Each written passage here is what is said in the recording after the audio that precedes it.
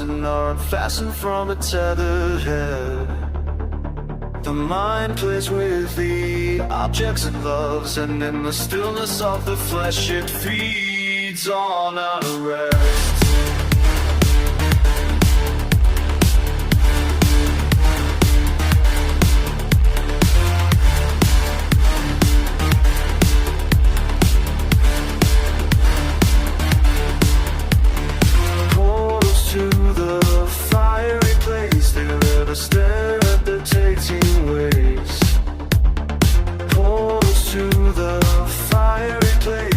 In their fear is there, where temptation waits.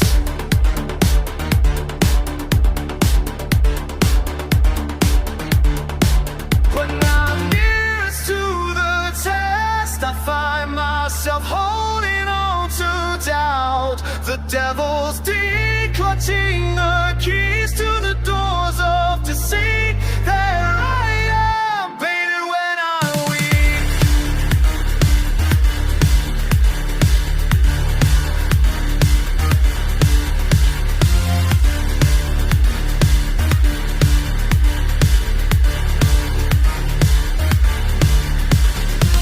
So my soul falls like hearts worn out on sleep.